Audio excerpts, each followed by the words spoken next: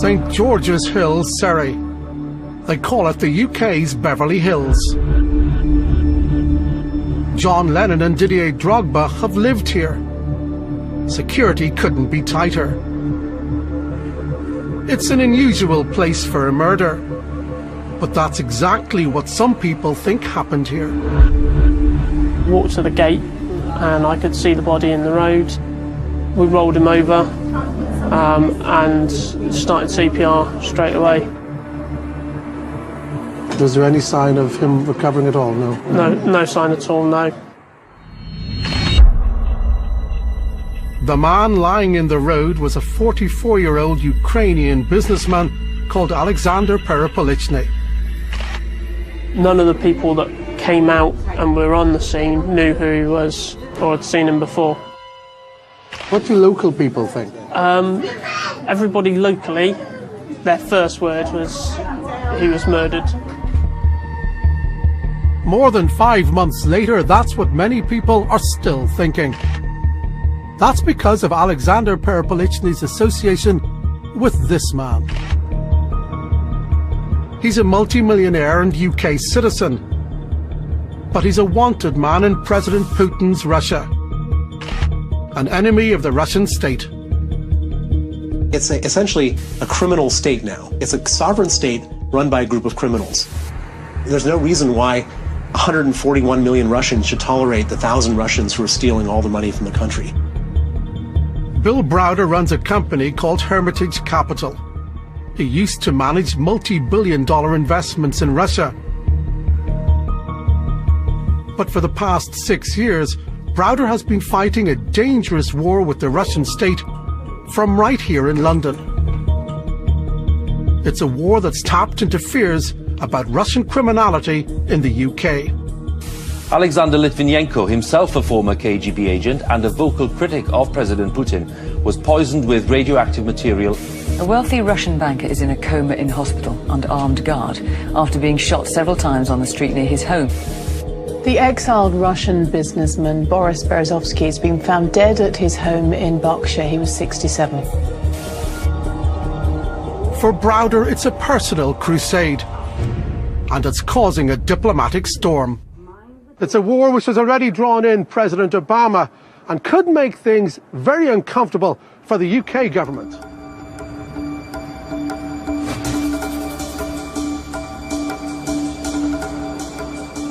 And this is where it started, Moscow. It used to be home to Bill Browder's firm, Hermitage Capital, until the company got on the wrong side of the Russian state. In 2007, the Russian Interior Ministry raided the offices of Hermitage and its lawyers.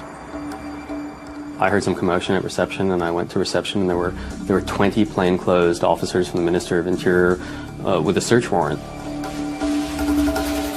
And then it just went really off the rails from there. The Russian Interior Ministry said they were investigating allegations of tax evasion. The police seized computers, documents, and company seals.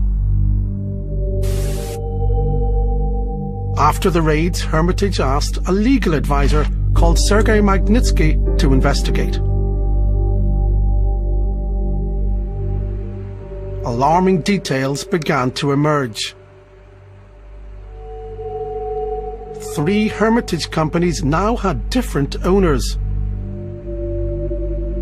It appeared that the companies had been stolen.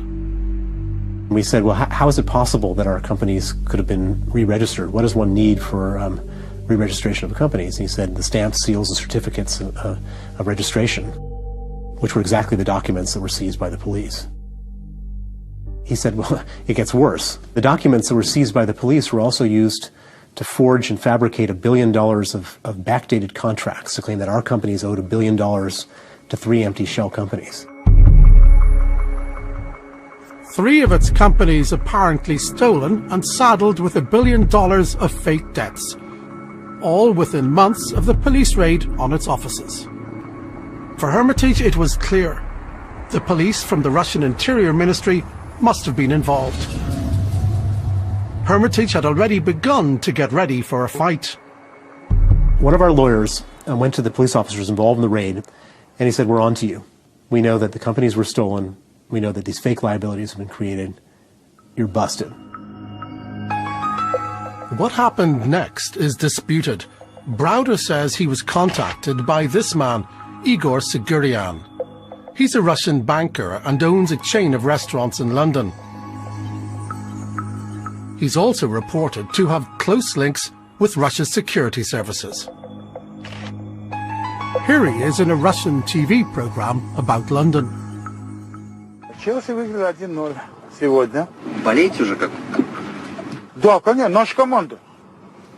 Наша команда, все наше здесь. Потихонечку все будет наше. Парламент пусть остается их, остальное все мы заберем.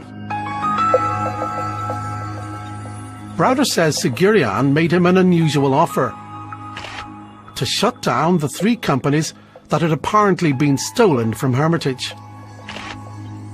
I thought, how does he know about this stuff? All of a sudden, this guy shows up out of the blue. I don't know how he knew what was going on, but I thought it was extremely suspicious.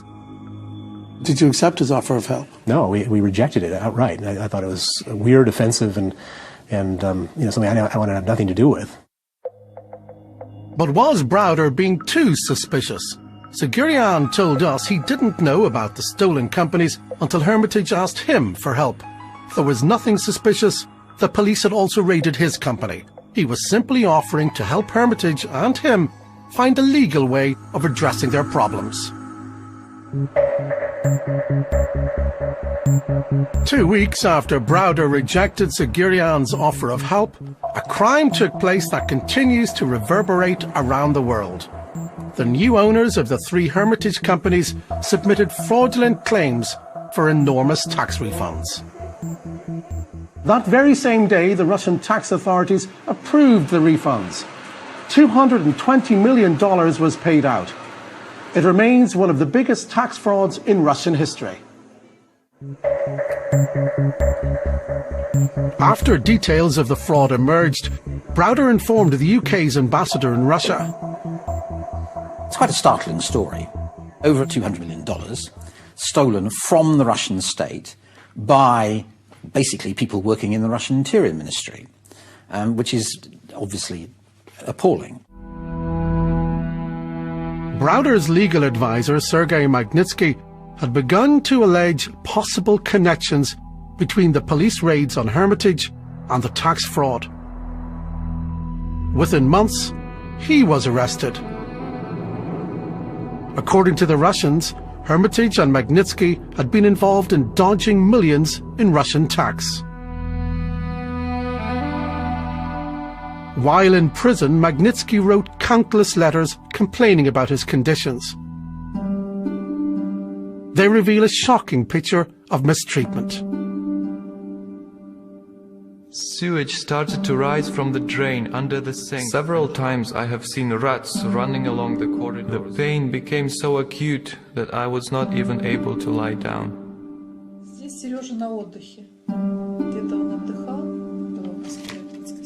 Magnitsky developed pancreatitis in prison, but his mother says he was repeatedly denied medical treatment. He was told, "You are not in a health resort, and we are not obliged to treat you." He didn't get to see a doctor for a month. After 358 days in pre-trial confinement, Magnitsky was finally transferred to a prison medical facility. But within hours of arriving there, he was dead. I went to Matroskia Tishina prison, and I asked them whether my son was there, and they told me that they had brought him there the night before and that he had died. So we weren't informed of his death. The Russian authorities said he had died of heart failure, but the Kremlin's own Human Rights Council reached another conclusion. He was not provided with medical care. His right to life was violated.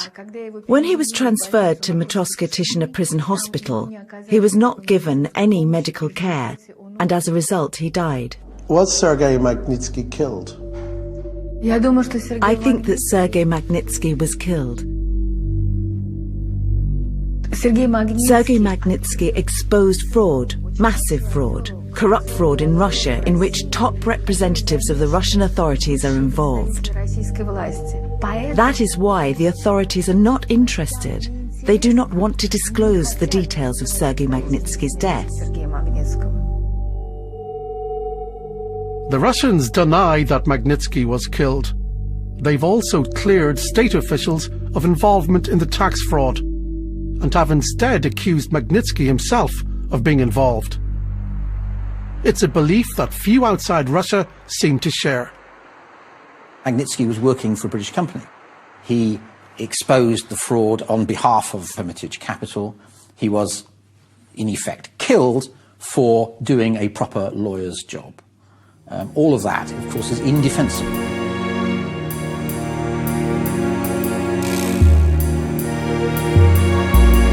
Since Magnitsky's death, Bill Browder has been on a ceaseless campaign against the Russian state.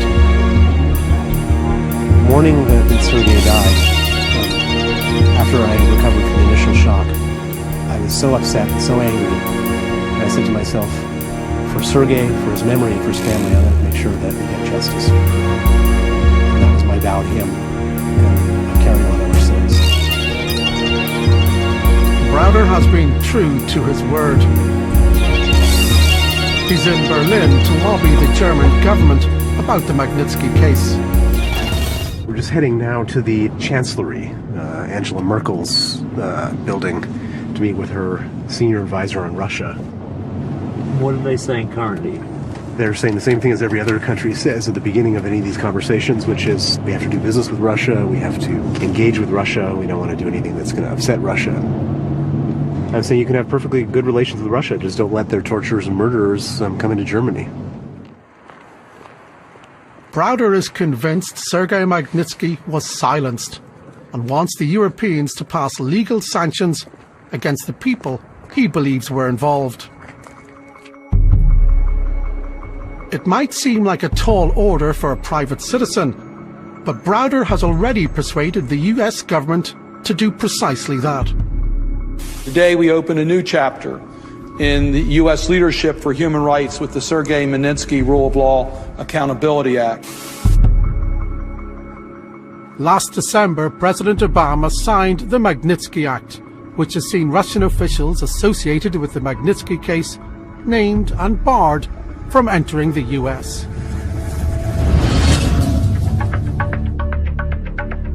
For Browder, it's a provocative and dangerous strategy, and it's brought the threat of violence to his staff in the UK. When we start to expose what Sergei Magnitsky discovered, we start to receive very strange text messages and voice threats that they're going to get us and then they're going to kill us. You got those here in London? Yes. This is the message, voice message that has been received by corporate phone from Russia.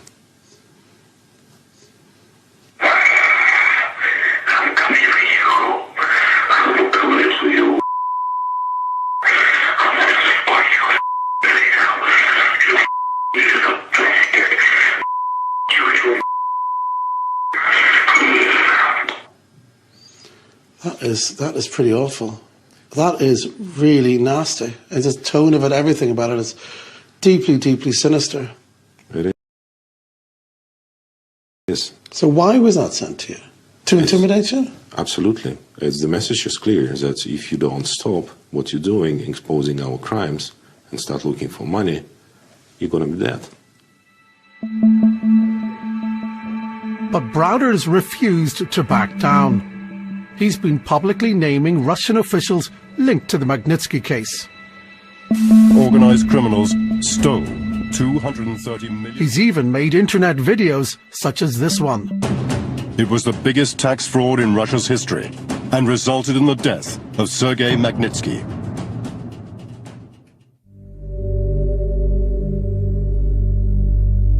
Weeks after this video appeared online, Hermitage lawyers were contacted by a man claiming to have inside information about the fraud. His name, Alexander Perepelichny. Perpelichny handed over confidential bank documents. They showed money transfers into Swiss bank accounts linked to some of the Russian officials who had helped approve the fraudulent tax refund. Hermitage's war with Moscow was about to escalate. We took those documents, gathered them together, put together a very detailed, articulate criminal complaint. And so in January of 2011, we filed the criminal complaint with the Swiss police and the Swiss prosecutors. The Swiss took the information seriously. They froze bank accounts and even had meetings with Perpelichny. We asked banks to hand out documentation around these blocked accounts, and we also did several interviews from Swiss institutions and also from foreigners like, for example, Mr. Perpelichny. What is the current state of play? Are those bank accounts still frozen? Is the investigation continuing? The investigation is continuing in a final stage. The bank accounts are still frozen.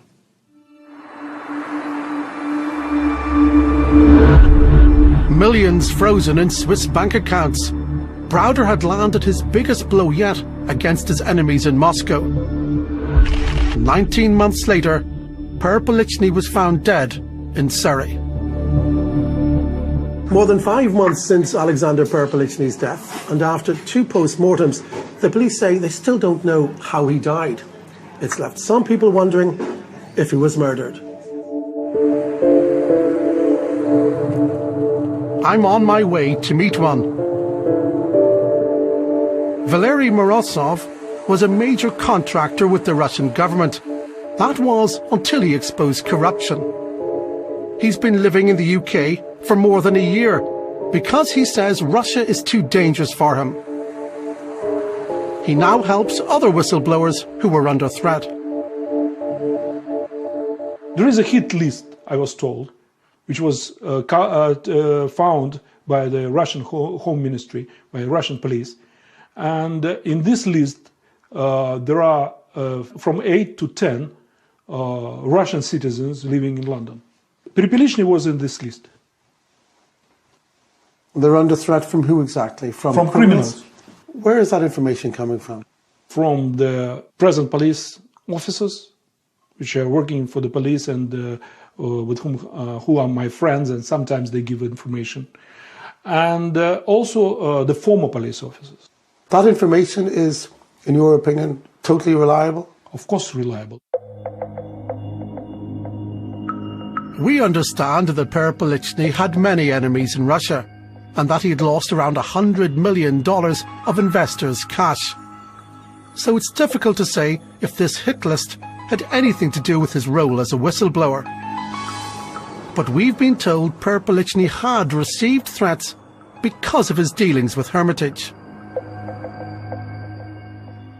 He had fallen out with a bunch of extremely dangerous characters. He had come to the UK and given us highly compromising information about those characters that we then took to the Swiss police and froze their money. And God knows what other types of information he had and what other threats he might have been making to expose. One MP is particularly worried about the questions surrounding Perpelichny's death. In the absence of a natural cause of death, then it's inherently suspicious. He gives evidence in money laundering proceedings in Switzerland linked to the biggest tax fraud in Russian history. A matter of months later, he's found dead. Do you think he could have been murdered? Yes, I think it's a distinct possibility. What would be the implications if it turned out that Alexander Perpelichny had in fact been murdered? I think there would be diplomatic uproar, and I think it would be probably the biggest diplomatic incident with Russia since Litvinenko. No doubt about that.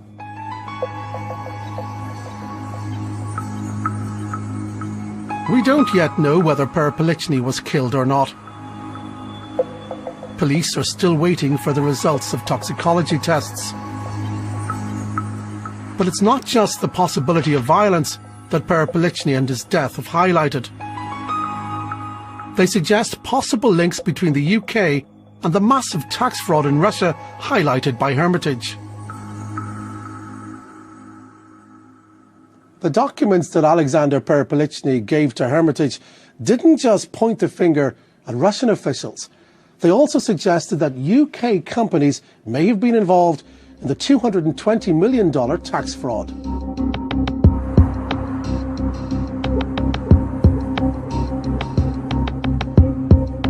Perpolichny wasn't alone in raising suspicions about UK companies.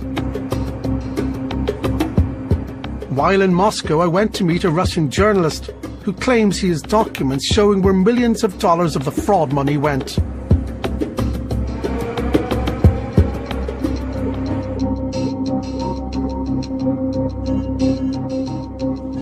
Roman, great. Thanks very much. So you've got some stuff here you can show me? Of course. Laptop with lots of documents. You had 2 sets of documents and they showed you what? We saw that from Russia money went to other nations, and then they wired that money to other nations again. We saw that some money, well, actually there were big amounts of money which arrived on to UK companies from Moldova. Are you surprised by the way that so many UK companies are linked to this? Well, yes, I am surprised, because UK, you know, is not Russia or not Moldova, and for me it is a surprise that there are so many companies from UK involved in this case and in other cases.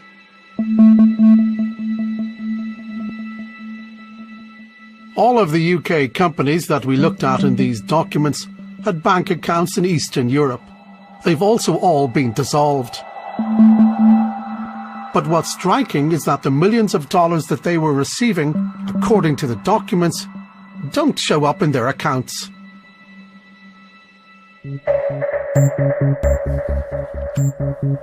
We took our evidence to one of Britain's leading experts on money laundering. What do the transactions in our documents show?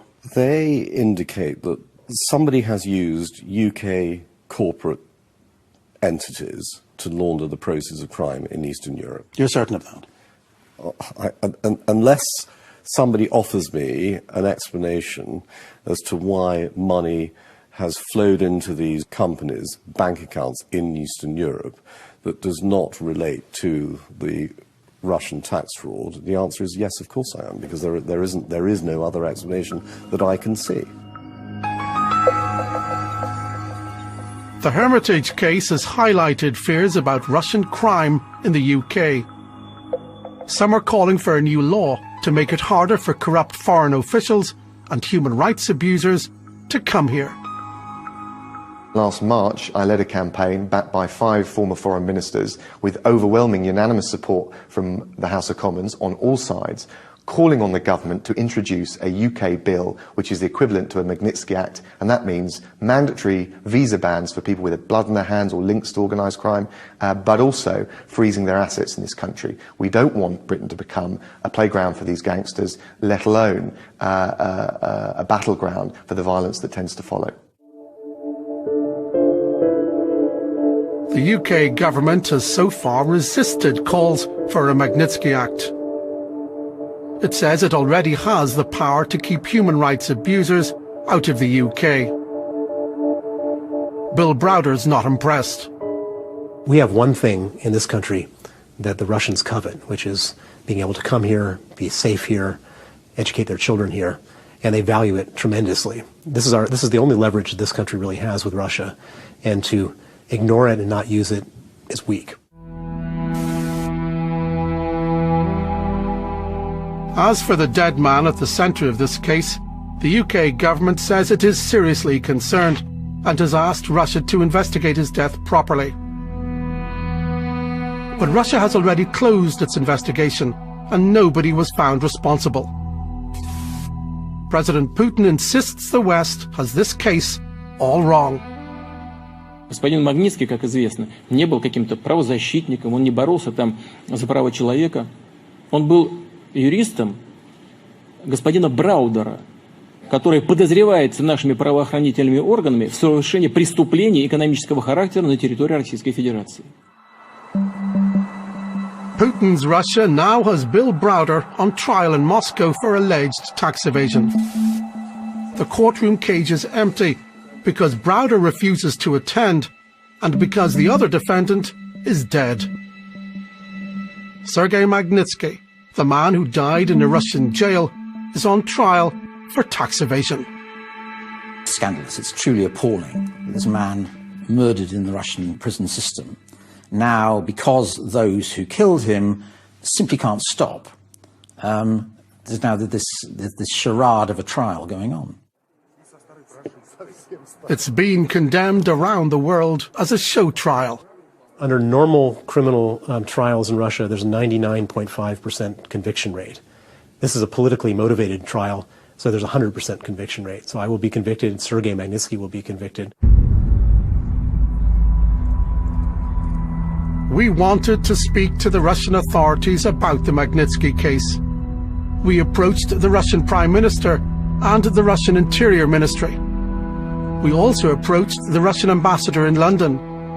Nobody wanted to be interviewed. The man who used to be the UK's top diplomat in Moscow says it's time to get tough with Russia. We are the Western country with the strongest link to him, and I therefore like to think that we should be in the forefront of dealing with what happened to him.